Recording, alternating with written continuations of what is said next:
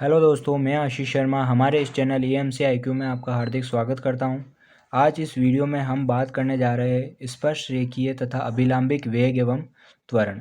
इससे पिछले दो वीडियोस में हमने डायनेमिक्स यानी गति विज्ञान के चैप्टर नंबर 1 वेग व त्वरण के एक्सरसाइज 2 के एग्जाम्पल और एक्सरसाइज 3 के एग्जाम्पल हमने कंप्लीट कर लिए थे। तो अब हम बात करने जा रहे हैं एक्सरसाइज 4 के बारे में। ठीक है, जो ये एक्सरसाइज 3 है और एक्सरसाइज 4 ये बहुत ज़्यादा इंपॉर्टेंट है एग्ज़ाम की दृष्टि से।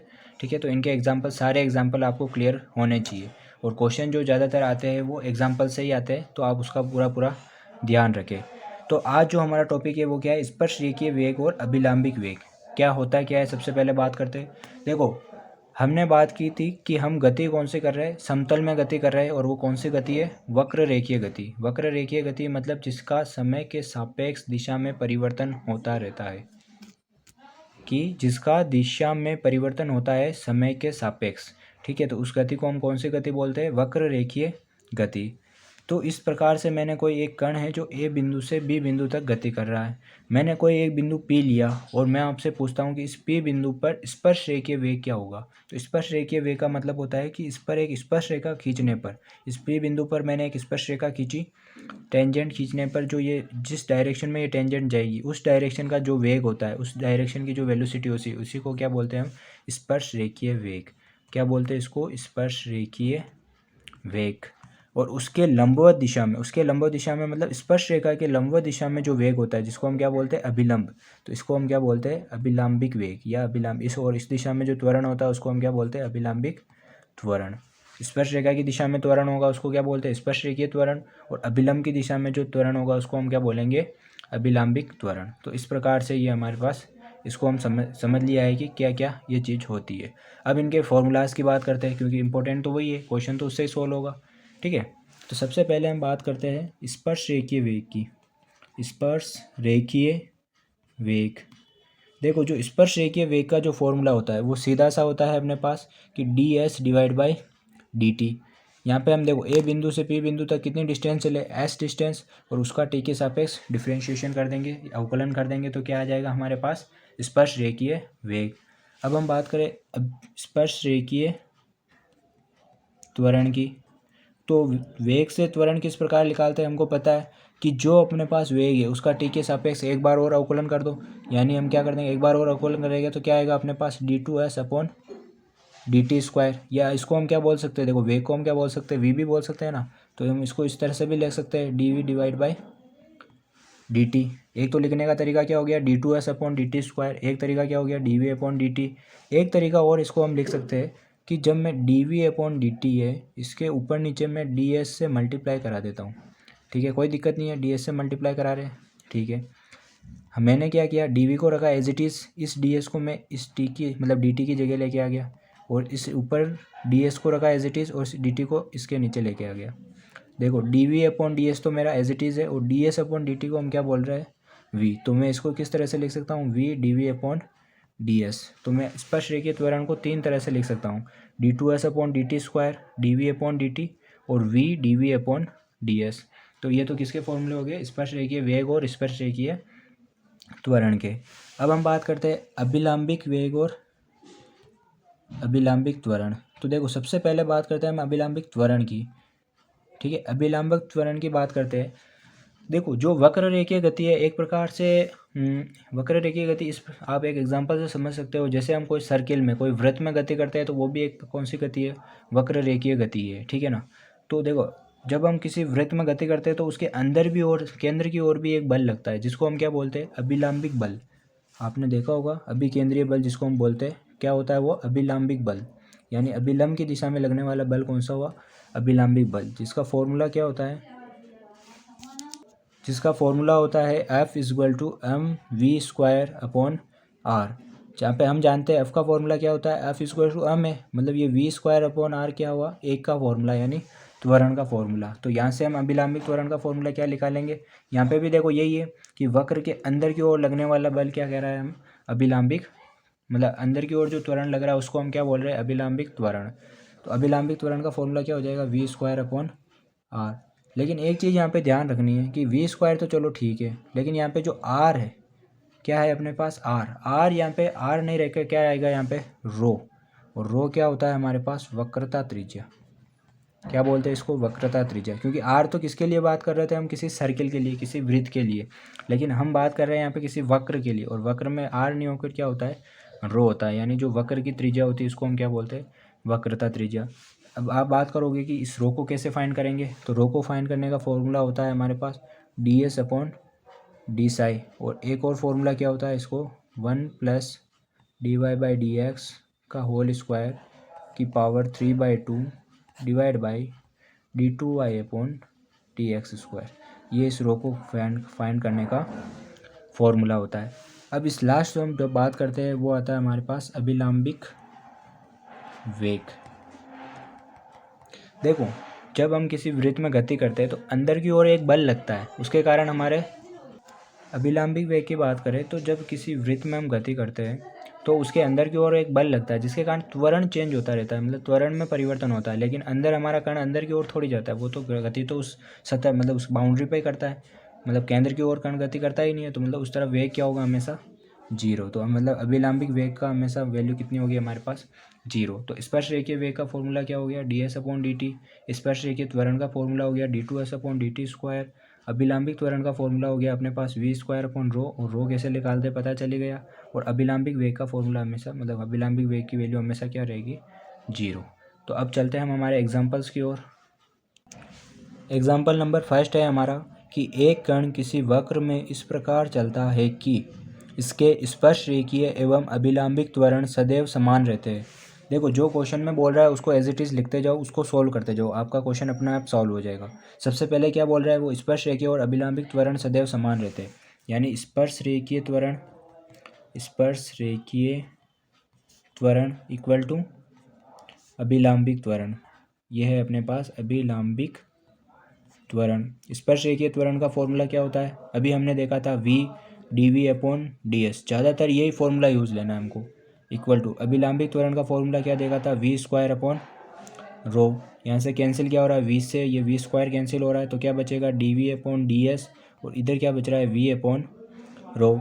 इस v को मैं इधर लेके आ जाऊँगा तो डी वी अपॉन वी, और इधर क्या बचेगा, ये 1 अपॉन रो तो मेरा एज इट इज़ चल रहा है, क्या चल रहा है 1 अपॉन रो, और ये साथ में क्या आ जाएगा इसमें d s. D v upon v तो एज इट इज़ है, देखो ठीक है, ये डी एस भी ऊपर एज इट इज़ है। रो की वैल्यू हमने क्या पढ़ी थी कि D S upon d Sai, आप देख सकते हो इससे थोड़े से पहले पॉज करके वीडियो को या पीछे लेकर, ठीक है, बैक लेकर आप देख सकते हो। डी वी अपॉन वी हमारा एज इट इज़ है।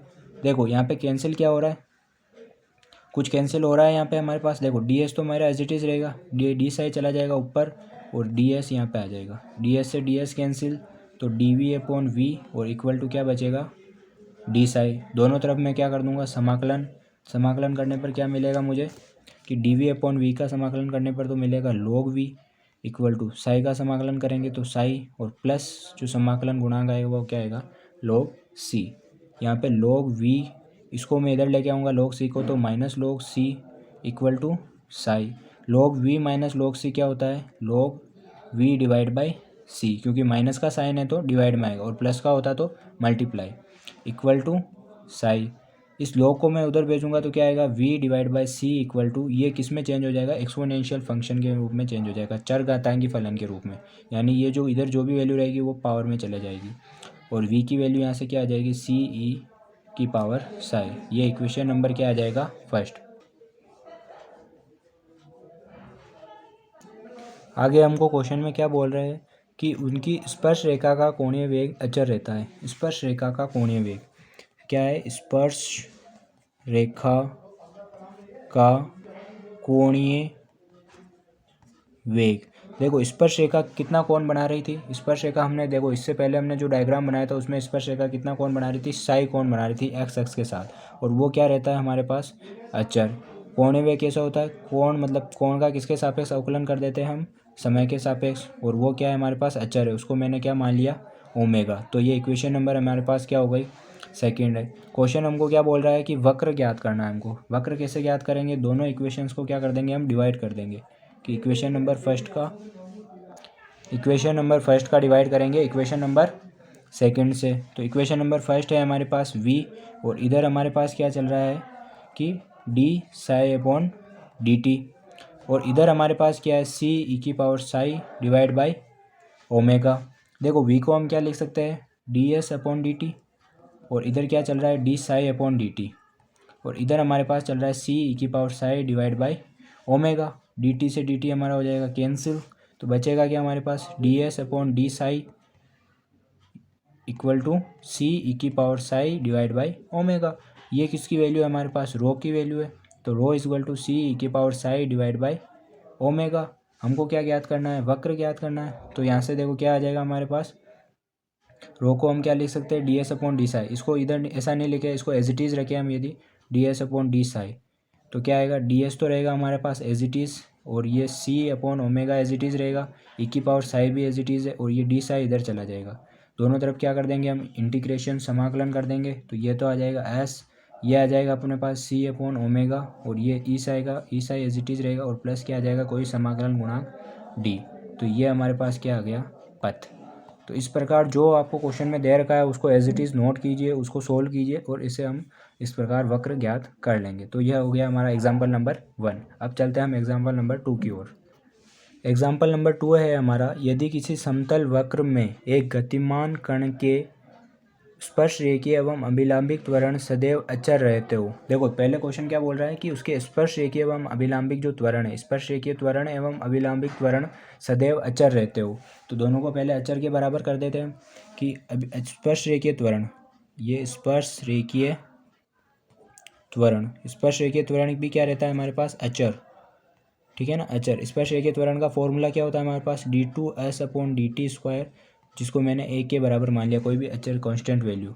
सेकंड बात करते हैं अभिलंबिक त्वरण। अभिलंबिक त्वरण क्या होता है हमारे पास कि वी स्क्वायर अपॉन रो, जिसको भी मैंने किसी अचर के बराबर मान लिया बी। ये इक्वेशन नंबर फर्स्ट हो गया, ये इक्वेशन नंबर सेकेंड हो गया। और आगे क्या बोल रहा है ये, तो सिद्ध कीजिए कि गति की दिशा द्वारा टी समय में घुमा हुआ कोण साई की वैल्यू हमको ये फाइंड करनी है। ये दो इक्वेशन हमको मिली है जिससे हमको साई की वैल्यू फाइंड करनी है, ठीक है। तो देखो बाय इक्वेशन फर्स्ट कैसे सोल्व करेंगे इसको, by equation first. Equation first क्या है हमारे पास d two s upon D t square equal to a है। यदि मैं इसका समाकलन करता हूँ, ध्यान से देखना एक बार आप, यदि मैं इसका समाकलन करता हूँ तो समाकलन करने पर क्या होगा, समाकलन करने पर ये तो हो जाएगा D S upon D T हो जाएगा, ये कितना हो जाएगा ए टी, और प्लस एक समाकलन गुणांक आएगा क्या आएगा सी। इसको मैंने दे दिया इक्वेशन नंबर फर्स्ट। अब चलते हैं इक्वेशन नंबर सेकंड की, by equation second. Equation second क्या है v square upon rho equal to b है। देखो वी की वैल्यू क्या है अपने पास D S upon D t, v को क्या लिख सकते हैं हम d S upon D t का क्या चल रहा है होल स्क्वायर, और डिवाइड में क्या चल रहा है d S upon d psi. Rho को हम क्या लिख सकते हैं d S upon d psi, और इक्वल में हमारे पास क्या चल रहा है बी चल रहा है। देखो ये क्या हो गया d S upon D t का होल स्क्वायर, मतलब इसको दो बार लिख सकते हैं, कोई दिक्कत है किसी को नहीं है। और डिवाइड में क्या चल रहा है d S upon d Sai, ठीक है, और इक्वल में क्या चल रहा है हमारे पास बी चल रहा है। यहाँ से एक डी एस से कैंसिल हो जाएगा, कोई भी एक डी एस कैंसिल हो जाएगा, और एक क्या हो जाएगा हमारे पास एक डी टी, सॉरी ये अपने पास साई चल रहा है, हमने इसको साई टी लिख दिया है, सॉरी ये हमारे पास क्या चल रहा है साई। तो क्या बचेगा हमारे पास देखना, ये डी साई भी कहाँ चला जाएगा ऊपर की ओर चला जाएगा, तो D S upon D t, और एक बार क्या आ जाएगा D psi upon D t, और इक्वल में क्या चल रहा है हमारे पास बी, ठीक है। ये हमारी नेक्स्ट स्टेप आ गई है। D S upon D T की वैल्यू हमारे पास है क्या, बिल्कुल है। इक्वेशन नंबर तीसरी देखिए आप, थर्ड वाली equation a t a plus c, तो इसकी जगह हम क्या लिख सकते हैं कि a t plus c. D psi upon D T की वैल्यू अपने पास नहीं है, तो ये रहेगा हमारे पास एज इट इज़, और इक्वल में हमारे पास क्या चल रहा है, सॉरी बी, इक्वल में हमारे पास क्या चल रहा है बी। तो डी साई तो रहा मेरे पास एज इट इज़, ठीक है, ये बी रहा मेरे पास एज इट इज़, ये ए टी प्लस सी आ जाएगा इधर नीचे, ए टी प्लस सी, और ये डी टी भी इधर आ जाएगा, तो ये आ गया डी टी। क्या कर दूंगा दोनों तरफ में समाकलन। समाकलन कैसे होगा, देखो डी साई का तो हो जाएगा अपने पास साई इक्वल टू बी, तो है मेरा कांस्टेंट वैल्यू, बची क्या मेरे पास ए टी प्लस सी का समाकलन कैसे करेंगे, ठीक है। तो मैं क्या करूँगा, देखो ध्यान से देखो, क्या मान लूँगा मैं कि माना, साइड में देखते हैं हम कि माना ए टी प्लस सी को कुछ भी मान सकता हूँ मैं, ए टी प्लस सी को मैंने मान लिया कि 80 प्लस सी को कोई भी वैल्यू मान ली, जैसे मैंने ई, 80 प्लस सी को मैंने क्या मान लिया, ई, ठीक है। 80 प्लस सी को मैंने क्या मान लिया, ई। तो यदि मैं इसका 80 प्लस सी को मैंने यदि ई मान लिया, ठीक है, तो यदि मैं इसका अवकलन करता हूँ, क्या करता हूँ मैं, यदि इसका अवकलन, तो क्या आएगा, ए डी टी, और ये तो हो जाएगा 0। यहाँ पे हमको समाकलन करना है किसका, देखो बी तो हमारे पास आ गया कांस्टेंट 1/80, ये ए अपने पास है ना, ए टी प्लस सी, इसका समाकलन किस प्रकार होगा, तो देखो मैंने 80 प्लस सी को क्या मान लिया, ई, तो इसका ई के सापेक्ष में इसका अवकलन कर रहा हूँ, तो क्या हो जाएगा 0, और ये क्या आ जाएगा डी ई। मतलब यहाँ पे मैं क्या लिख दूंगा, डी टी की वैल्यू क्या लिख दूंगा कि डी ई डिवाइड बाई ए। तो ध्यान से देखना यहाँ पे कि बी तो मेरा एज इट इज़ है, ये इंटीग्रेशन का साइन है, इस 80 प्लस सॉरी डी टी की वैल्यू क्या लिखेंगे, d e plus d e upon a, ये डी ई अपॉन ए, और 80 प्लस सी की जगह मैं क्या लिखूँगा, ई, ठीक है। तो ये देखो बी अपॉन ए बाहर आ जाएगा, और डी ई अपॉन ई का क्या होगा हमारे पास, लॉग ई, और b upon a as it is है, लॉग एज इट इज़ है, ई की वैल्यू हमने ई को क्या माना था, 80 प्लस सी, तो इसकी जगह हम क्या लिख देंगे, 80 प्लस सी, और ये किसकी वैल्यू आ गई हमारे पास, साई की वैल्यू, ठीक है। अब हमको क्या करना है, ये तो हमारे पास इसकी वैल्यू आई है, अब इसके आगे हम क्या कर सकते हैं, देखो ध्यान से देखो कि इसके साथ में एक हमारे साथ में और क्या आएगा, कोई कांस्टेंट वैल्यू भी आएगी, यानी समाकलन गुणांक भी आएगा। तो साई की वैल्यू अभी तक क्या आ गई हमारे पास कि psi is equals to b by a log 80 plus c, ये हमारे 80 प्लस सी, और प्लस में कोई समाकलन गुणांक डी मान लो आप, समाकलन गुणांक क्या चल रहा है हमारे पास, डी। अब इसकी हमको डी की वैल्यू भी फाइंड करनी पड़ेगी। तो देखो क्या होगा, जब साई इज इक्वल्स टू 0, मतलब कि कोई वक्र है जिसकी स्पर्श रेखा एक्स के साथ कितना कोण बना रही है, 0 डिग्री एंगल बना रही है, उसका मतलब क्या है, उस टाइम वो गति करना स्टार्ट ही नहीं की उसने, मतलब उसका क्या आ रहा है, टाइम क्या आ रहा है उस टाइम, 0। तो हम देखो ये वाली कंडीशन हम यहाँ पे अप्लाई करेंगे कि जब साई 0, तो equal to b by a log a into t की वैल्यू भी क्या है 0 प्लस सी और प्लस डी। तो यहाँ से डी की वैल्यू क्या आ जाएगी, ये पूरा फंक्शन इधर आएगा तो माइनस में आ जाएगा, माइनस लॉग साथ में क्या चल रहा है, बी अपॉन ए भी चल रहा है, और इधर अंदर क्या आ जाएगा अपने पास, सी। तो डी की वैल्यू क्या आ गई, minus b by a log c. ये वैल्यूज़ यहाँ पुट कर देंगे हम। तो psi is equals to b by a log 80 plus c और minus b by a log c. इन दोनों में कॉमन क्या आ रहा है हमारे पास, बी बाई ए कॉमन आ रहा है, तो log 80 plus c minus log c. देखो हमको प्रूफ क्या करना है, हमको प्रूफ करना है कि psi is equal to a log 1 plus b t. तो देखो देखते हैं कैसे प्रूफ होगा। साई तो एज इट इज़ है हमारे पास, b by a b as it is है, log c minus log d, मतलब फॉर्मूला होता है ना log m minus log n, मतलब क्या होगा log 80 plus c divide by c, यही होगा। तो साई इज इक्वल टू इस बी बाई ए को मैं क्या मान लूँगा, कोई भी, ये दोनों कांस्टेंट है तो दोनों की वैल्यू को मैंने कैपिटल ए मान लिया, लॉग हमारे साथ चल ही रहा है। देखो जब इस सी का सी में डिवाइड होगा तो क्या आ जाएगा 1 प्लस ये क्या आ जाएगा हमारे पास ए सी और टी। तो इसको मैं क्या लिख सकता हूँ, psi is equals to a log 1 plus इस ए बाई सी को मैं क्या लिख सकता हूँ, बी, और टी हमारे साथ में चल रहा है। और यही चीज़ हमको क्या करनी थी, प्रूव करनी थी। क्या प्रूव करनी थी हमको कि psi is equals to a log 1 plus b t. तो ये हमारे कंप्लीट हुआ सेकेंड नंबर का क्वेश्चन। ये क्वेश्चन बहुत ईजी है, यदि आप एक एक चीज़ एक बार दो क्वेश्चन को दो बार एक क्वेश्चन को रिवाइज कर लेते हो एक बार लिख के, तो आपको ये क्वेश्चन एग्ज़ाम में आने से एग्ज़ाम में यदि आता है तो आप आसानी से कर पाओगे। अब हम चलते हैं नेक्स्ट क्वेश्चन की ओर। थर्ड क्वेश्चन है हमारे पास कि एक कण वक्र y is equal to a log sec x upon a में इस प्रकार गमन करता है कि इसकी स्पर्श रेखा एक समान दर से घूमती है। देखो सबसे पहले हमको गिवन क्या है कि y equal to a log sec x upon a. यहाँ से एक बार आप डिफ्रेंशिएशन कर दो, इसका अवकलन कर दो और किसके सापेक्ष कर दो, x के सापेक्ष। तो आपके पास क्या आ जाएगा, d y upon d x आ जाएगा। ये ए मेरा एज इट इज़ रहेगा क्योंकि ये कांस्टेंट है, और लॉग का क्या होता है 1 अपॉन सेक एक्स अपॉन ए। फिर वापस सेक का करेंगे तो सेक का क्या होगा, सेक एक्स और टेन एक्स, यानी सेक एक्स अपॉन ए और टेन एक्स अपॉन ए। और एक्स अपॉन ए का क्या होगा 1 अपॉन ए। तो यहाँ से ए से हमारा ए कैंसिल हो जाएगा, सेक से सेक कैंसिल हो जाएगा, तो d y upon d x equal to क्या आएगा हमारे पास 10x अपॉन ए। एक चीज़ हम जानते हैं कि d y upon d x को हम क्या लिखते हैं, देखो d y upon d x क्या है, एक तरह से ढाल ही है, ठीक है। ढाल को हम क्या बोलते हैं, टेन साइड। ढाल मतलब जो एक्स एक्स के साथ बनाया गया कौन कितना होता है, और उसकी ज्या मतलब क्या होता है, सॉरी उसकी स्पर्श ज्या। स्पर्श ज्या क्या है अपने पास 10 होता है, तो 10 साइड। तो यहाँ से 10 और 10 का कंपैरिजन करेंगे तो क्या आएगा x upon a equal to Sai.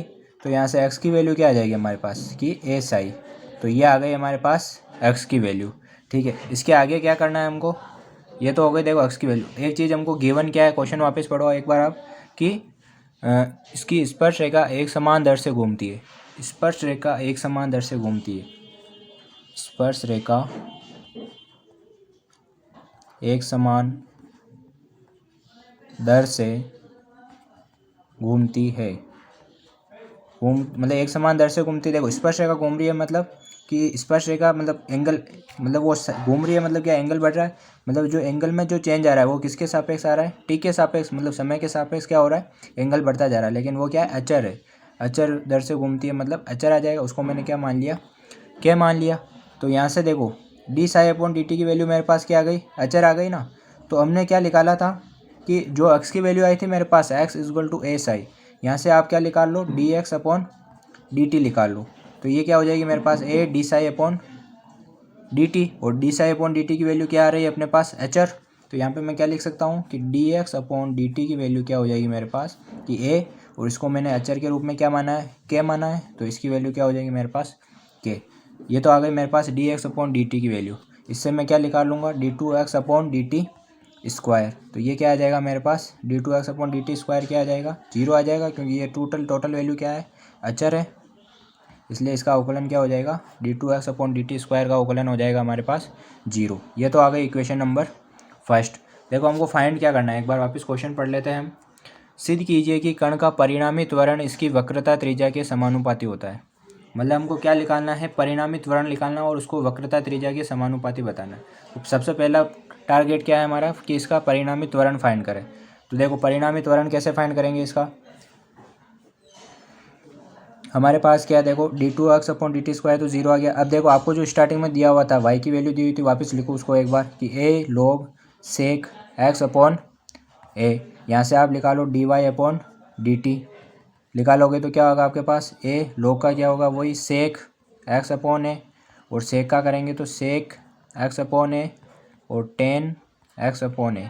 और देखो इसके साथ क्या चल रहा है इस बार हमारे साथ कि हमारे मतलब क्या चल रहा है कि हमारे साथ ये एंगल चल रहा है ना अपने पास, क्या एंगल चल रहा है अपने पास कि D x upon A. X upon a को मैं क्या लिख सकता हूँ, देखो एक चीज़ आप इसको थोड़ा रहने दो, अपने पास क्या है y equal to a log sec x upon a. इसको मैं क्या लिख सकता हूँ y equal to a log sec x upon a को मैं क्या लिख सकता हूँ, देखो हमने अभी निकाला है यहाँ से एक्स अपॉन ए को मैं क्या लिख सकता हूँ साई लिख सकता हूँ।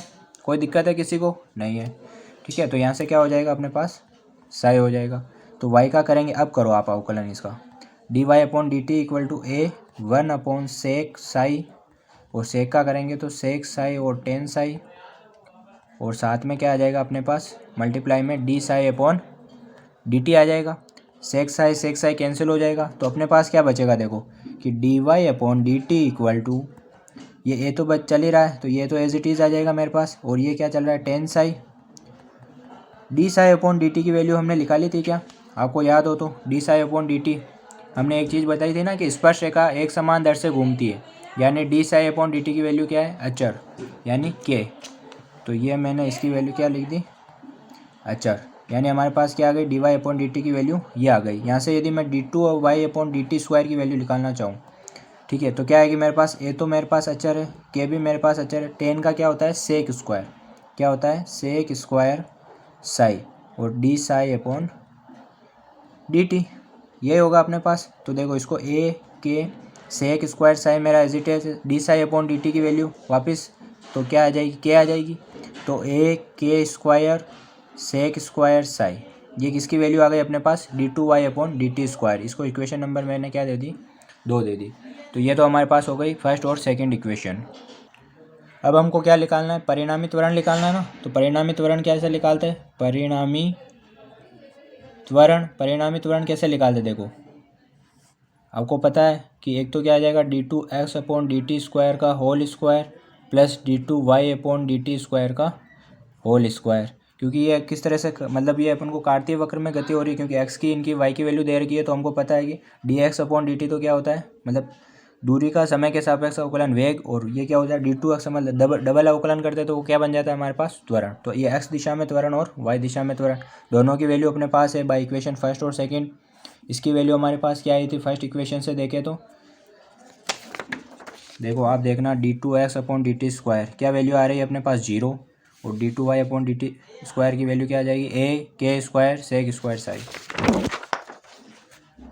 तो इसकी वैल्यू तो हो गई हमारे पास 0 का स्क्वायर, और इसकी वैल्यू क्या आ गई अपने पास a² sec² साई का होल स्क्वायर। 0 का स्क्वायर तो ख़त्म है, इसका स्क्वायर कट जाएगा अपने पास रूट से, तो वैल्यू क्या आ जाएगी a² sec² साई, ये वैल्यू आ गई। ये क्या आ गया अपना परिणामी त्वरण। इसको इक्वेशन नंबर आप दे दो 3। इसको मुझे क्या प्रूव करना है, इसको मुझे वक्रता त्रिज्या के बराबर प्रूव करना है कि वक्रता त्रिज्या है उसके समानुपाती है ये। तो निकाल देते हैं वक्रता त्रिज्या। वक्रता त्रिज्या निकालते हैं तो क्या फॉर्मूला होता है, हम जानते हैं कि रो बोलते हैं वक्रता त्रिज्या को। रो इक्वल टू क्या फॉर्मूला होता है 1 प्लस dy/dx का होल स्क्वायर की पावर 3/2, और अपोन में क्या चल रहा है d2y/dx²। ये होता है अपने पास वक्रता त्रिज्या का फॉर्मूला। लगा दो ये, इसकी वैल्यू सारी वैल्यू अपने पास है 1 प्लस dy/dx की वैल्यू, यहाँ से अपन देख लो dy/dx की वैल्यू क्या आ रही है अपने पास 10x/a आ रही है, या 10 साई भी बोल सकते हैं इसको, यानी 10 साई का होल स्क्वायर डिवाइड इसका क्या चल रहा है अपने पास कि पावर 3/2, और डिवाइड में देखो d2y/dx² की वैल्यू क्या आई थी अपने पास, ये आई थी। क्या है अपने पास वैल्यू, एक तो देखो ये वैल्यू भी लिख सकते हैं, और इसके अलावा अपन और इसकी वैल्यू क्या लिख सकते हैं,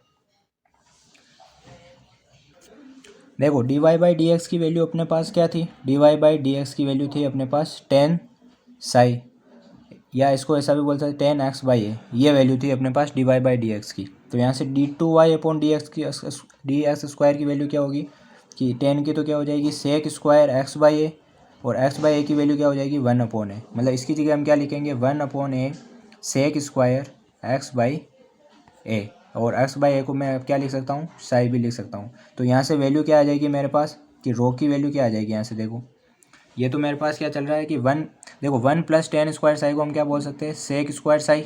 हम जानते हैं आइडेंटिटी, ऊपर पावर कितनी चल रही है 3/2, और नीचे कितना आ जाएगा ये a ऊपर चला जाएगा, और नीचे क्या चल रहा है sec² साई, ठीक है ना। तो ये sec² से sec² एक पावर कैंसिल हो जाएगी, तो अपने पास बचेगा क्या, देखो नीचे भी हमारे पास क्या चल रहा है, ये नीचे भी अपना क्या होता है स्क्वायर चल रहा है, क्या चल रहा है स्क्वायर। तो देखो पावर कितनी हो जाएगी, इससे यहाँ से बच जाएगा a sec साई, ये हमारे पास रो की वैल्यू आ गई। जब हम परिणामी त्वरण की वैल्यू देखते हो, देखो परिणामी त्वरण की वैल्यू क्या आई थी हमारे पास कि a² देखो साथ बाद में क्या है sec² साई, या से मैं sec² साई की वैल्यू निकालूँ तो क्या आएगा, ये a डिवाइड में चलाएगा रो अपॉन a, और इसका स्क्वायर करूँगा तो क्या आएगा ρ²/a²। ये a से स्क्वायर कैंसिल हो जाएगा तो k² डिवाइड बाई a और ρ², मतलब परिणामी त्वरण जो है वो किसके समानुपाती आ रहा है ρ² के समानुपाती आ रहा है, और यही हमको प्रूफ करना था। चलते हैं नेक्स्ट क्वेश्चन की ओर, जो हमारा फोर्थ क्वेश्चन है। फोर्थ क्वेश्चन है हमारे पास कि एक कण किसी वक्र में अचर चाल v से चलता है, कि कण की जो चाल है, कण की चाल क्या है अचर है, कण की चाल अचर है, तो मैंने उसको अचर चाल को क्या मान लिया, अचर चाल को क्या मान लिया मैंने v मान लिया, ठीक है। तो यहाँ से चाल को हम क्या बोलते हैं ds/dt इक्वल टू क्या है हमारे पास अचर है।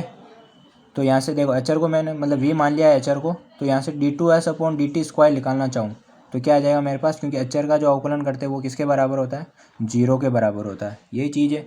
आगे क्या बोल रहा है, यदि s बराबर 0 जब साई बराबर 0 और किसी बिंदु पर उसका त्वरण ये हो तो सिद्ध कीजिए कि वक्र एक कैटिनरी है। हमको एक चीज़ और इसमें गिवन है कि किसी बिंदु पर उसका त्वरण ये हो, तो हमको क्या गिवन है, हम इसमें कण का त्वरण कितना दे रखा है आपको कि v²c/s² + c², ये चीज़ आपको इसमें दे रखी है। तो देखो v square c upon s square plus c square, आपको त्वरण दे रखा है, और त्वरण का मतलब परिणामी त्वरण, और परिणामी त्वरण कैसे निकालते हैं हम, वही ये किसकी बात कर रहे हैं, देखो परिणामी त्वरण मतलब d two s upon D t square का whole square plus v square upon rho का होल स्क्वायर। ये कौन सा त्वरण हुआ अपने पास, अनुप्रस्थ त्वरण का होल स्क्वायर, ये अभिलंबिक त्वरण। दोनों का अपन परिणामी त्वरण कैसे निकालते हैं, इस तरह से निकालते हैं, ठीक है।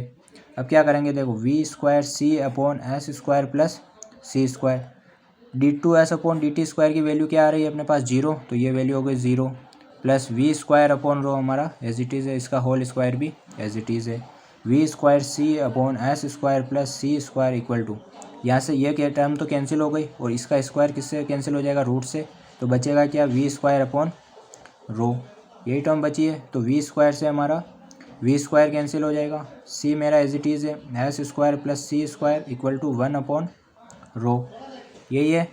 इसके आगे क्या है, देखो यहाँ से हम क्या लिख सकते हैं, सी मेरा एज इट इज़ है s square plus c square as it is है मेरा 1 अपॉन रो की वैल्यू क्या होती है, d S upon d Sai, तो ये डी एस है और डी साई ऊपर चला जाएगा, तो ये डी साई है। यहाँ से मैं अलग अलग कर लूँगा, डी साई को एक साइड ले लूँगा और बाकी सब टर्म्स को मैं उधर भेज दूँगा, यानी c upon c s square plus c square, और मल्टीप्लाई में क्या आ गया, डी एस है। दोनों तरफ क्या कर दूंगा मैं, समाकलन कर दूंगा, तो यहाँ से साई की वैल्यू, डी साई का समाकलन क्या हो जाएगा साई, और इधर हमारे पास क्या है, तो यहाँ से डी साई का समाकलन तो क्या हो जाएगा साई, देखो सी upon s square plus c square, इसका समाकलन करेंगे तो क्या आएगा, डी साई का समाकलन करेंगे तो हमारे पास आएगा साई, सी हमारा है constant, S square plus c square का करेंगे तो क्या आएगा, टेन इनवर्स एस अपॉन सी, और एस अपॉन एस बाई सी का हमारे पास क्या आएगा 1 अपॉन सी, ठीक है, और प्लस में समाकलन गुणांक क्या आएगा ए। तो साई की यहाँ से देखो सी से सी कैंसिल हो जाएगा हमारा, तो साई की वैल्यू क्या आ जाएगी, tan inverse s upon c plus a. हमको किसकी वैल्यू चाहिए, इस समाकलन गुणांक की। तो देखो एक कंडीशन हमको क्वेश्चन में दे रखी थी, यदि एस इक्वल टू 0 तब साई इक्वल टू 0, तो इस कंडीशन को हम यहाँ लगाएंगे कि एक क्या रखेंगे हम, कि हमारे पास क्या आया, देखो psi equal to tan inverse s upon c plus a, दोनों वैल्यूज़ जब 0 होनी चाहिए, मतलब जब s बराबर 0 तब साई इक्वल टू भी क्या होगा 0, तो s की वैल्यू मैंने 0 रख दी, टेन इनवर्स ये भी क्या हो जाएगा 0 प्लस ए, और टेन इनवर्स 0 की वैल्यू क्या होती है 0 ही होती है, मतलब a की वैल्यू मेरे पास क्या आ गई है 0, तो इस a की वैल्यू को 0 को मैं नीचे इक्वेशन में रख दूंगा, मतलब psi equal to tan inverse s by c बचेगा। इस टेन इनवर्स को इधर लेके आऊँगा तो क्या होगा कि s upon C equal to tan psi, तो s की वैल्यू क्या आ जाएगी सी टेन साई, और ये किसका समीकरण है अपने पास, s इक्वल टू टी से सी टेन साई किसका समीकरण है, ये कैटेनरी का समीकरण है, कैटेनरी का नए समीकरण है, ये कैटेनरी समीकरण, यही हमको प्रूव करना था। और कैटेनरी हम आगे पढ़ेंगे, अगला चैप्टर हमारा सामान्य कैटेनरी है, उसमें हम पढ़ेंगे कि ये किसका समीकरण है, सामान्य कैटेनरी का नए समीकरण। तो बढ़ते हैं हम अपने नेक्स्ट क्वेश्चन की ओर। फिफ्थ क्वेश्चन है हमारे कि एक कण एक वक्र में इस प्रकार गमन करता है कि इसका स्पर्श रेखीय त्वरण सदैव अचर रहता है। स्पर्श रेखीय त्वरण, स्पर्श रेखीय त्वरण हमेशा क्या रहता है, अचर रहता है। स्पर्श रेखीय त्वरण का फॉर्मूला क्या होता है, d two s upon D t square equal to, अचर रहता है तो उसको कुछ भी मान लो, जैसे मैंने ए मान लिया, तो इसका समाकलन कर देंगे तो यहाँ से क्या आएगा, D S upon D T की वैल्यू क्या आ जाएगी हमारे पास ए टी प्लस, और एक और समाकलन गुणांक आ जाएगा, और यहाँ से एस की वैल्यू निकाले तो क्या आ जाएगा a t square plus b t plus c, ये हो गई समीकरण नंबर हमारे पास एक। आगे क्या दे रखा है हमको, अचर रहता है तथा स्पर्श रेखीय वेग का परिमाण अभिलाक्षणिक त्वरण के समानुपाती होता है। स्पर्श रेखीय वेग, स्पर्श रेखीय वेग किसके समानुपाती होता है, अभिलंबिक त्वरण के, अभिलंबिक त्वरण। स्पर्श रेखीय वेग का फॉर्मूला क्या होता है हमारे पास, D S upon D t, किसके समानुपाती है ये, अभिलंबिक त्वरण, जो फॉर्मूला क्या होता है वी स्क्वायर अपॉन रो। जब हम समानुपाती का साइन हटाते हैं तो क्या आता है हमारे पास, कोई भी अचर वी स्क्वायर अपॉन रो, तो यहाँ से अपने पास D S upon D T की वैल्यू क्या आ गई है, के वी स्क्वायर अपॉन रो, ठीक है। तो यहाँ से और वैल्यू निकाल सकते हैं हम कि D S upon D t तो मेरा एज इट इज़ है, के मेरा एज इट इज़ है, वी की वैल्यू हम क्या होती है हमको पता है, d S upon D t का होल स्क्वायर, और अपॉन में क्या चल रहा है रो, ये D S upon D t से ये स्क्वायर कैंसिल, तो बच ये रो इधर आ जाएगा, तो ये rho equal to k d S upon D t. Rho की वैल्यू हम जानते हैं d S upon d psi equal to k d S upon D t. तो यहाँ से डी एस से डी एस कैंसिल हो जाएगा, तो हमारे पास क्या बचेगा डी टी, इस डी आई डी टी ऊपर आ गया और ये डी साई को मैं इधर लेके चला गया, तो ये डी साई दोनों तरफ मैं समाकलन कर दूंगा। तो टी का समाकलन तो मतलब डी टी का समाकलन टी और ये के साई प्लस डी, कोई एक समाकलन गुणांक ले लिया, इसको मैंने दे दिया इक्वेशन नंबर फर्स्ट। हमको फाइंड क्या करना है, दे दो सिद्ध क्या करना है हमको कि सिद्ध कीजिए कि वक्र के नेज समीकरण का रूप ये होगा। तो आप नेज समीकरण को ध्यान से देखो कि s equal to a psi square b psi plus c, मतलब यहाँ पे कोई भी टी की टर्म नहीं है, यहाँ पे सब किसकी टर्म है, साई में है। तो देखो एस की वैल्यू देखो यहाँ पे क्या टी की टर्म आ रही है, तो आप ऐसा करो कि यहाँ पे जो टी की जगह हमारे पास क्या है, टी की वैल्यू है, मतलब हमको क्या करना है, टी का विलोपन करना है। तो यहाँ से देखो टी की वैल्यू यहाँ पे रख दो आप, ये किसके टर्म में है, साई के टर्म में ही है, तो उस वैल्यू का आप ऊपर वाली फर्स्ट इक्वेशन में रख दो, या by equation first s equal to सबसे पहली टर्म क्या है अपने पास ए टी स्क्वायर की जगह मैं क्या रख दूंगा, ए के साई प्लस डी का होल स्क्वायर, प्लस फिर है अपने पास बी टी की जगह क्या रख दूंगा मैं, के साई प्लस डी, और फिर है अपने पास सी। इसको आप सोल्व कर दो, इसको आप सोल्व करोगे तो क्या आएगा आपके पास एस इक्वल टू ए, इसको सॉल्व करोगे तो क्या आएगा, k square psi square plus d square plus 2 d psi plus b k psi plus b d, और प्लस में क्या चल रहा है अपने पास सी।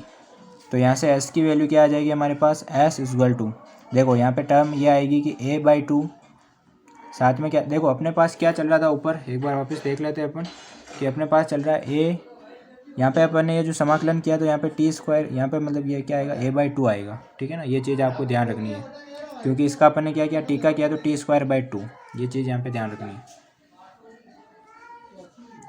तो यहाँ पे अपने पास क्या चल रहा है, सब जगह ए बाई टू।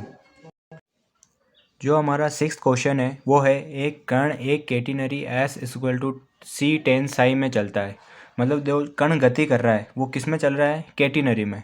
जो कैटेनरी वाला जो चैप्टर है वो हम नेक्स्ट वाले वीडियो में कवर करेंगे। तो अभी मैं आपको बता देता हूँ कि कैटेनरी किस टाइप से होती है, कि मतलब एक जंजीर या कोई भी एक रस्सी होती है, तो वो इस तरह से दो बिंदुओं से बंधी हुई होती है। तो इस बिंदु को मैंने ले लिया, ये एक बिंदु होता है हमारा ए ले लिया, एक बिंदु हमने ले लिया बी। जो कोई भी जंजीर या कोई भी रस्सी होती है इस तरह से बंधी होती है दो बिंदुओं से, तो इस तरह की जो आकृति होती है इसको हम क्या बोलते हैं, कैटेनरी बोलते हैं, ठीक है ना। इसमें ये हमारी होती है वाई एक्सिस होती है, और ये हमारा क्या होता है, निम्नतम बिंदु होता है, इसको हम क्या बोलते हैं, सी, ठीक है। इसमें क्या बोला है, देखो कण एक catenary s equal to c tan psi में चलता है और किसी भी बिंदु पर इसके त्वरण की जो दिशा है वो किस दिशा में होती है, किसी भी बिंदु पर इसके त्वरण की दिशा उस बिंदु पर खींची गई स्पर्श एवं अभिलंब के साथ समान कोण बनाती है। जैसे मैंने कोई भी एक बिंदु ले लिया यहाँ पे P, ठीक है, इस पर हमको त्वरण की दिशा फाइंड करनी है, और त्वरण की दिशा किधर होगी, इस पर अपन को स्पर्श रेखा खींचनी है।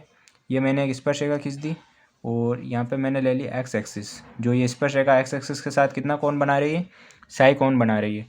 तो इसमें क्या बोला है, जो दिशा होगी त्वरण की उस बिंदु पर खींची गई स्पर्श रेखा एवं अभिलंब के साथ, स्पर्श रेखा का अभिलंब कितना होगा, इसका 90 डिग्री पर, मतलब ये 90 डिग्री, और इन दोनों के साथ समान कोण बनाते हैं। समान कोण मतलब इनके जो बीच में जो एक रेखा होगी ये वाला, मतलब इधर भी सेम एंगल है और इधर भी हमारे पास क्या है, सेम एंगल है। ये हमारे किसकी दिशा होगी, त्वरण की दिशा होगी, त्वरण की दिशा, ठीक है, क्योंकि ये एंगल भी सेम है और ये एंगल भी सेम है। तो अभिलंब के साथ समान कोण बनाती है। यदि शीर्ष पर जहाँ साई इक्वल टू 0 हो, वेग u हो, तो किसी अन्य बिंदु पर सिद्ध कीजिए। दो चीज़ें हमको फाइंड करनी है, एक तो हमको वेग फाइंड करना है और एक हमको क्या फाइंड करना है, त्वरण, ठीक है। तो सबसे पहले तो बात करते हैं कि परिणामी जो त्वरण है, परिणामी त्वरण स्पर्श रेखा व अभिलंब के साथ समान कोण बनाता है। क्या करता है, समान कोण बनाता है। देखो ये जो परिणामी त्वरण की दिशा है वो इस अभिलंब के साथ भी जितना एंगल बना रही है उतना ही एंगल किसके साथ बना रही है, स्पर्श रेखा के साथ। इसलिए क्या कह सकते हैं हम कि जो स्पर्श रेखीय त्वरण है, क्या स्पर्श रेखीय त्वरण किसके बराबर होगा, अभिलंबिक त्वरण के साथ बराबर। किसके बराबर होगा, अभिलंबिक त्वरण के बराबर। स्पर्श रेखीय त्वरण का फॉर्मूला क्या होता है, v dv अपॉन ds, और अभिलंबिक त्वरण का फॉर्मूला क्या होता है, v स्क्वायर अपॉन रो, यही होता है, ठीक है। इसके आगे हम क्या कर सकते हैं, एक वी से ये स्क्वायर कैंसिल हो जाएगा, तो d v upon d s equal to v upon rho. तो ये क्या हो जाएगा, देखो d v upon d s तो मेरा एज इट इज़ है, इस वी एज इट इज़ रखो, रो को हम क्या लिख सकते हैं डी एस, और ये डी साई कहाँ चला जाएगा ऊपर, यहाँ से डी एस कैंसिल हो जाएगा, तो बचेगा क्या अपने पास डी वी, इस वी को नीचे लेके आ जाऊँगा तो d v upon v equal to d psi, दोनों तरफ क्या कर देंगे हम समाकलन कर देंगे। ठीक है, तो इधर तो क्या आ जाएगा लॉग वी, इधर आ जाएगा साई प्लस लॉग कोई भी समाकलन गुणांक ले लो लॉग सी, तो यहाँ से देखो log v minus log c equal to psi, log v minus log c हम क्या लिख सकते हैं, यहाँ पे क्या है लॉग वी माइनस सी क्या हो जाएगा लॉग वी अपॉन सी इक्वल में क्या चल रहा है अपने पास साई, तो ये लॉग उधर जाएगा तो क्या होगा वी अपॉन सी और ई की पावर साई, एक्सपोनेंशियल फंक्शन बन जाता है चरघाता की फलन, तो वी इक्वल टू क्या हो जाएगा सी ई की पावर साई, ये अपने पास एक इक्वेशन आ गई। ठीक है, देखो ये कंडीशन दे रखी है हमको क्वेश्चन में, क्या कंडीशन दे रखी है कि जब साई इक्वल टू 0 तब वेग क्या होगा यू, देख लेते हैं, जब साई इक्वल टू 0 तब वेग क्या होगा अपने पास u, तो वेग u रख दिया मैंने equal to c as it is है, e की पावर क्या लगेगा 0, तो u इक्वल टू क्या आ जाएगा मेरे पास c, या c इक्वल टू क्या आ गया u, मतलब c की वैल्यू आ गई अपने पास u, इस वैल्यू को पुट कर देंगे इस इक्वेशन में, तो v equal to u e की पावर साई, ये क्या आ गया अपने पास वेग आ गया। ये हमें फाइंड करना था फर्स्ट वाला जो क्वेश्चन था अपना, कि वेग कितना फाइंड करना था u e की पावर साई। ठीक है ना, ये तो हो गया फर्स्ट वाला क्वेश्चन ए वाला आपका। अब चलते हैं हम बी क्वेश्चन की ओर, आपका जो बी क्वेश्चन है उसको देखते हैं। बी क्वेश्चन क्या फाइंड करना है आपको, त्वरण फाइंड करना है, त्वरण मतलब परिणामी त्वरण, परिणामी त्वरण, परिणामी त्वरण कैसे फाइंड करेंगे हम, वही अंडर रूट स्पर्श रेखीय त्वरण प्लस अभिलंबिक त्वरण। ठीक है ना, कौन सा है स्पर्श रेखीय त्वरण और अभिलंबिक त्वरण का होल स्क्वायर और ऊपर अंडर रूट, तो अंडर रूट स्पर्श रेखीय त्वरण कितना आता है, फॉर्मूला क्या होता है वी स्क्वायर अपॉन रो का होल स्क्वायर प्लस अभिलंबिक त्वरण वी स्क्वायर अपॉन रो का होल स्क्वायर। अब यहाँ पे देख रहे होगे कि स्पर्श रेखीय त्वरण ये नहीं होता, स्पर्श रेखीय त्वरण क्या होता है d two s upon D t square, लेकिन हमने ऊपर क्या स्टार्टिंग में क्या चीज़ लिखी थी कि दोनों समान कोण बनाते हैं, जो परिणामी त्वरण होता है वो स्पर्श रेखा के साथ और अभिलंब के साथ समान कोण बनाता है, इसलिए दोनों चीज़ें क्या है इक्वल है, इसलिए मैंने जो स्पर्श रेखीय त्वरण है इसको भी किसके बराबर ले लिया अभिलंबिक त्वरण के, तो दोनों इक्वल है तो क्या हो जाएगा रूट बार आ जाएगा √2 और वी स्क्वायर अपॉन रो, और स्क्वायर किससे कैंसिल हो जाएगा रूट से कैंसिल हो जाएगा, तो ये तो वैल्यू आ गई किसके आपने त्वरण की वैल्यू आ गई, लेकिन इस फॉर्म में आंसर नहीं दिया हुआ है, अपन को अलग फॉर्म में दिया है, तो v की वैल्यू हम क्या जानते हैं v equal to u e की पावर साई, ये हमको पता है, v को हम क्या बोलते हैं d S upon D t, और इक्वल में क्या चल रहा है u ई की पावर साई, यही चीज़ है। तो देखो यहाँ से, और s इक्वल टू हम क्या जानते हैं c tan साई, तो D S upon d Sai क्या हो जाएगा अपने पास यहाँ से c सेक स्क्वायर साई। अब देखो इन वैल्यूज़ को हम पुट करेंगे, त्वरण इक्वल टू √2 मेरा एज इट इज़ है, सबसे पहले क्या चल रहा है वी स्क्वायर मतलब वी की वैल्यू क्या आई थी देखो u ई की पावर साई, यानी u स्क्वायर ई की पावर 2 साई डिवाइड में नीचे क्या चल रहा है अपने पास रो इक्वल टू क्या होता है d S upon d Sai, तो ये D S upon d Sai की वैल्यू क्या आ गई c, और ये सेक स्क्वायर साई, यहाँ से कुछ कैंसिल हो रहा है, यहाँ से अपने पास किसकी वैल्यू है देखो √2 अपॉन सी, यू स्क्वायर मेरे पास एज इट इज़ है, e square psi as it is है, सेक स्क्वायर ऊपर जाएगा तो cos square psi as it is है, और यही चीज़ हमको प्रूव करनी है ऊपर बी वाले क्वेश्चन में कि √2 अपॉन सी यू स्क्वायर ई की पावर 2 साई और कोस स्क्वायर साई। तो ये हमारा क्वेश्चन नंबर हुआ, क्वेश्चन नंबर 6 कंप्लीट। बढ़ते हैं नेक्स्ट क्वेश्चन की ओर। जो हमारा 7th क्वेश्चन है वो क्या है कि एक कण ए त्रिज्या के वृत्त में इस प्रकार चलता है, मतलब जो कण गति कर रहा है वो ए त्रिज्या के वृत्त में गति कर रहा है, तो ये हमारा एक वृत्त हो गया जिसकी त्रिज्या क्या ले ली हमने ए ले ली।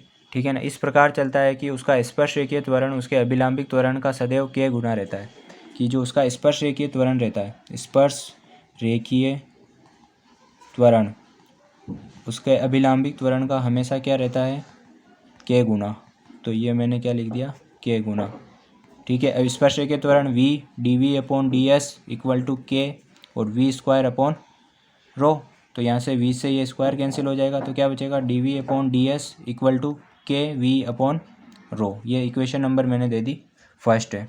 देखो एक चीज़ हमको क्या दे रखा है कि जो कण है वो गति किस में कर रहा है ए त्रिज्या के वृत्त में, तो यहाँ पे जो रो होगा वो क्या हो जाएगा अपने पास ए हो जाएगा ना, क्योंकि एक रो क्या होता है वक्रता त्रिज्या, और यहाँ पे वक्र क्या है अपने पास ये अपने पास वृत्त है, तो रो मतलब त्रिज्या क्या हो जाएगी रो इक्वल टू ए। ठीक है, एक चीज़ और हम जानते हैं कि कोण इक्वल टू क्या होता है, आपने पढ़ा होगा पिछली क्लासों में, चाप बटा त्रिज्या। कोण इक्वल टू क्या होता है, चाप बटा त्रिज्या, ठीक है ना। जैसे मैंने ये अपने पास सर्किल है, इसमें किसी ने मतलब कि कोई कण गति कर रहा है, यहाँ से स्टार्ट करके यहाँ तक पहुँचा, मतलब उसने कितना कोण चला, वो मैंने मान लिया कि डी थीटा कोण चला, और वो कितना चाप चला, मतलब दूरी कितनी दूर तय की, तो उसने डी एस तय की, और ये क्या है अपने पास, त्रिज्या। तो यहाँ से कोण क्या हो जाएगा अपने पास, डी थीटा, चाप कितना चला वो डी एस, और त्रिज्या क्या है ए। तो यहाँ से डी एस इक्वल टू क्या हो जाएगा, ए डी थीटा, यानी अपनी किसकी वैल्यू आ गई अपने पास, डी एस की वैल्यू। तो D S upon D T की वैल्यू क्या होगी यहाँ पे, D S upon D T की A D theta upon D T, यही वैल्यू होगी। अब देखो ये वैल्यू हमको कहाँ रखनी है, इक्वेशन नंबर फर्स्ट से, बाय इक्वेशन हम फर्स्ट क्या रखेंगे, देखो अपने पास क्या चल रहा है यहाँ पे, डी वी चल रहा है, क्या चल रहा है, डी वी। तो डी वी तो मेरा एज इट इज़ है, डी वी तो मेरा एज इट इज़ है, और डी एस चल रहा है नीचे, डी एस की वैल्यू ये आई मेरे पास, कितनी आई, ए डी थीटा, ये ए डी थीटा इक्वल के एज इट इज चल रहा है मेरा, ठीक है। देखो वी इक्वल टू क्या होता है अपने पास, जो वी है अपने पास, वी मेरा एज इट इज़ रख रहा हूँ मैं अभी, और रो क्या माना था मैंने, ए हो गया ना, क्योंकि वो वृत्ताकार पथ में गति कर रहा है, तो के वी अपॉन ए। यहाँ से कैंसिल कुछ हो रहा है तो कैंसिल कर दो, ए से ए कैंसिल हो गया, ये डी वी, ये वी नीचे आ जाएगा, और इधर क्या चला गया, के डी थीटा, दोनों तरफ क्या कर दूंगा मैं, समाकलन कर दूंगा, इंटीग्रेशन कर दूंगा। तो डी वी अपॉन वी का तो क्या आ जाएगा अपने पास, log v equal to k theta plus log समाकलन गुणा क्या आ जाएगा, log सी। तो देखो ये log सी इधर आ जाएगा तो क्या आ जाएगा, log V upon C equal to k theta आ जाएगा। तो इसको देखो V upon C as it is है, log को उधर भेजेंगे तो ई की पावर के थीटा, तो ये क्या आ जाएगा, we equal to c e की पावर के थीटा। ये तो हमारे पास एक इक्वेशन आ गई, ठीक है ना। जब इसमें भी कंडीशन लगा सकते हैं, जब करने गति स्टार्ट नहीं की होगी तो उसके लिए थीटा क्या होगा, हमेशा जीरो, थीटा क्या होगा अपने पास, जीरो, और वेग को हमने क्या मान लिया, यू। तो जब theta is equal to zero, वेग क्या हो जाएगा, यू। तो थीटा जीरो लेंगे तो ई की पावर जीरो क्या हो जाएगा, वन। तो यहाँ पे वी इक्वल टू मतलब सी इक्वल टू क्या आ जाएगा, यू। तो हम इक्वेशन क्या बन जाएगी, वी इक्वल टू सी की वैल्यू क्या आ गई, यू ई की पावर के थीटा। तो ये तो हमारे पास क्या आ गया, वेग आ गया। इसमें फाइंड क्या करना है अपन को, ये चीज़ देख लो एक बार। यदि किसी बिंदु पर उसकी चाल u हो, किसी बिंदु पर इसकी चाल u हो, तो सिद्ध कीजिए कि वह उसी बिंदु पर वापस आने में कितना समय लगेगा, मतलब स्टार्टिंग से वापस एक पूरा चक्कर करने में उसको कितना समय लगेगा। इस समय पूछ रहा है अपन को, क्या पूछ रहा है, समय। तो देखो समय क्या होगा, समीकरण 2 से क्या है, समीकरण 2 से, समीकरण 2 क्या आई थी अपने पास समीकरण 2 आई थी कि डी एस अपॉन, ये वाली इक्वेशन नंबर 2 है कि D S upon D T is equal to A D theta upon D T. क्या आई थी अपने पास कि D S upon D T is equal to A D theta upon D T. D S upon D T की value हमने अभी find की थी, क्या आई थी अपने पास कि D S upon D T, यानी जो वेग है, d S upon D T क्या है अपने पास, वेग है ना, और वेग की वैल्यू क्या है अपने पास, देखो D S upon D T है क्या, एक्चुअली में वेग ही है अपने पास, और वेग की वैल्यू हमने क्या निकाली, यू ई की पावर के थीटा, यू ई की पावर के थीटा। मतलब ये क्या आ जाएगा, देखो ए D theta upon D t, इस चीज़ को मैं इधर लिख लिया, और इसकी D S upon D T यानी वी की वैल्यू क्या है, यू ई की पावर के थीटा। यहाँ से डी टी को एक साइड ले जाऊँगा, और बाकी जो भी चीज़ है ए अपॉन यू और डी थीटा ई की पावर अपॉन में ई की पावर के थीटा, दोनों को एक साइड ले लिया, ठीक है ना। देखो डी टी मेरा एज इट इज़ है, ए अपॉन यू क्या है, अचर है, और इसका समाकलन किसका करेंगे कि ई की पावर, इसको ऊपर लेके जाएंगे तो माइनस के थीटा और डी थीटा, और इधर किसका समाकलन करेंगे, टी का। देखो अब यहाँ पे लिमिट लगानी पड़ेगी, तो टी की तो मैंने लिमिट लगा ली कि 0 से टी समय। इधर क्या आ रहा है अपने पास, थीटा, तो वो वर्ताकार पथ में कण गति कर रहा है, जैसे यहाँ से गति स्टार्ट की, थीटा इज इक्वल टू 0, तो यहाँ से पूरा एक चक्कर करके पूरा उसी बिंदु पर वापस पहुँचेगा। तो थीटा कितना होगा अपने पास, 2 पाई, 2 पाई को हम क्या बोलते हैं, 360 डिग्री। पूरा एक कंप्लीट, देखो हमको पता है ना कि पूरा एक वृत्त का पूरा एक कंप्लीट चक्कर लगाने में कितना एंगल बनता है, 360 डिग्री। तो लिमिट क्या हो जाएगी अपने 0 से लगाकर 2 पाई। तो इधर तो क्या आ जाएगा टी, इधर आ जाएगा ए अपॉन यू, इसका करेंगे तो समाकलन क्या आएगा, इस ई की पावर माइनस के थीटा एज इट इज़ आ जाएगा, माइनस आ जाएगा, और जो के थीटा का करेंगे तो के नीचे डिवाइड में आ जाएगा, और लिमिट क्या चल रही है 0 से लगाकर 2 पाई। तो T equal to A upon K U, इसका अपन लिमिट ये लगाएंगे तो क्या आएगा, माइनस भी अपन बाहर ले लेते हैं, तो ई की पावर माइनस के 2 पाई और माइनस 0 आ जाएगा, ई की पावर 0। तो T equal to minus 1 upon K U अंदर क्या चल रहा है देखो, इसकी वैल्यू क्या होगी, यही होगी, इसकी वैल्यू तो क्या होगी 1 और इसकी एज इट इज़ रहेगी 2πk और -1। इस माइनस को अंदर मल्टीप्लाई कराऊंगा तो a/ku तो मेरा एज इट इज़ है, ठीक है, और ये माइनस अंदर मल्टीप्लाई होगा तो ये तो प्लस का हो जाएगा और ये टर्म किसकी हो जाएगी, प्लस माइनस की। तो ये हमको क्या करना था, प्रूफ करना था कि कितना समय लेता है एक कण पूरा एक चक्कर करने में, ठीक है। तो ये हमारा क्वेश्चन नंबर कंप्लीट हुआ 7th। अब बढ़ते हैं नेक्स्ट क्वेश्चन की ओर। एग्जाम्पल नंबर 8 है हमारा कि सिद्ध कीजिए कि किसी वक्र में एक समान वेग से गमन करने वाले कण का त्वरण क्या होता है, रो साई डैश का स्क्वायर, ठीक है, ये होता है। तो सबसे पहले तो देखो क्या दे रखा है, किसी वक्र में एक समान वेग से, जो वेग है कण का वेग क्या है अपने पास, अचर है। एक समान होने का मतलब क्या है, अचर है। और वेग क्या होता है, वी इक्वल टू क्या लिखते हैं अपन, ds/dt, मतलब कण का वेग क्या है अपने पास, अचर है।